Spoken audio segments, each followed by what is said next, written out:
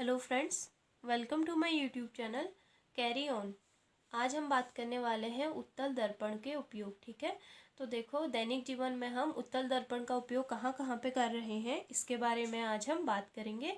काफ़ी important topic है, exam में आ सकता है, तो आप इसकी तैयारी अच्छे से कर लेना। ठीक है, तो देखो यहाँ पे पहला पॉइंट है, उत्तल दर्पण का उपयोग वाहनों के पश्च दृश्य दर्पणों के रूप में किया जाता है। ठीक है, आपने देखा होगा जो भी कार हो चाहे बस हो या ट्रक वगैरह जो भी वाहन है उसमें दो साइड मिरर लगे रहते हैं, आगे से साइड मिरर लगे रहते हैं। ठीक है, इन्हीं को हम क्या कह रहे हैं, पश्च दृश्य दर्पण कह रहे हैं। ठीक है, और ये कौन सा दर्पण होता है, ये होता है उत्तल दर्पण।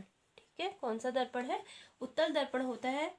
तो उत्तल दर्पण हम क्यों यूज कर रहे हैं, इससे क्या होता है, देखो इसकी मदद से वाहन चालक पीछे से आने वाले वाहनों को देख सकता है। ठीक है, और ऐसा क्यों हो रहा है, क्यों हम उत्तल दर्पण ही यूज करें, बाकी और जो अवतल दर्पण है या समतल दर्पण है उससे भी तो पीछे के वाहन देख सकते हैं ना, लेकिन इसी का यूज क्यों हो रहा है, देखो इसका भी एक कारण है।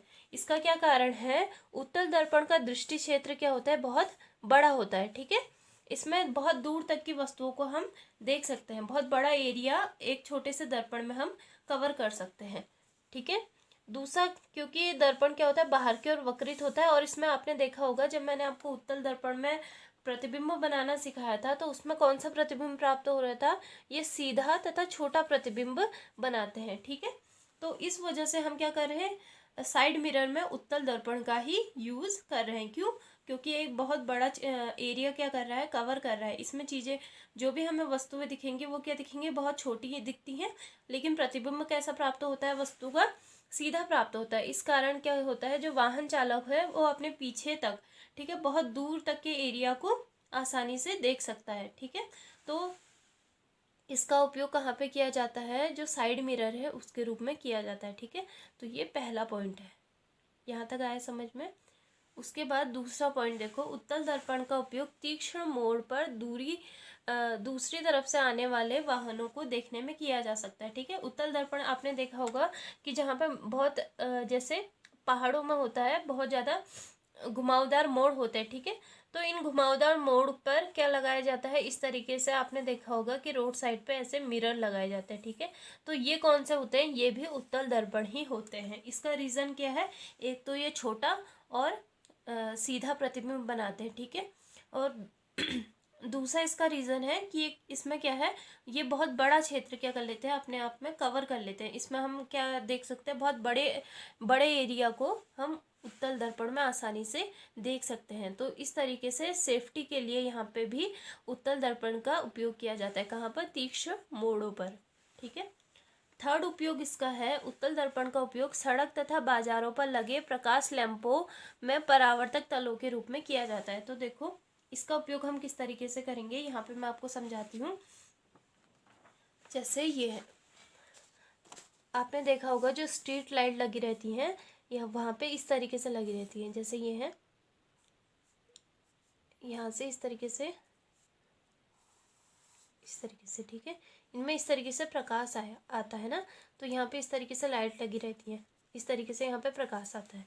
तो देखो यहाँ पे क्या होगा, अगर नॉर्मली हम यहाँ पे इस तरीके से, मैं एक डायग्राम के थ्रू आपको समझाती हूँ।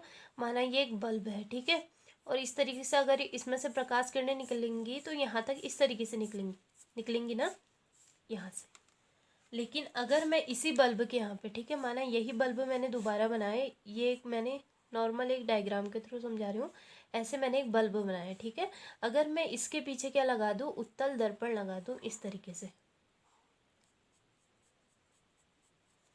ये मैंने एक उत्तल दर्पण यहाँ पे लगाया। ठीक है, तो देखो इसमें जो प्रकाश निकलेगा वो ऐसे वाला तो इस तरीके से तो निकलेगा। ठीक है, लेकिन जो प्रकाश यहाँ पे पीछे से इस दर्पण से टकराएगा, तो आपने देखा है टकराने के बाद क्या होता है, इसमें प्रकाश बहुत दूर तक क्या होता है, फैलता है। ठीक है, तो दर्पण इस तरीके से टकराएगा तो ऐसे करके ये प्रकाश फैलेगा, ऐसे करके।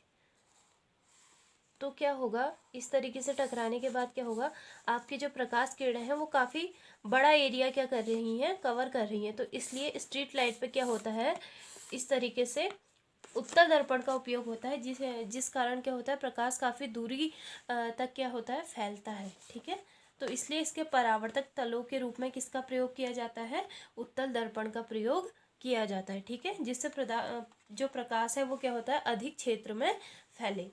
तो यहाँ तक समझ में आया।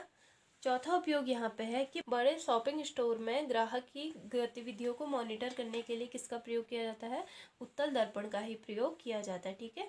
ऐसा क्यों हो रहा है, मैंने आपको पहले भी बताया है।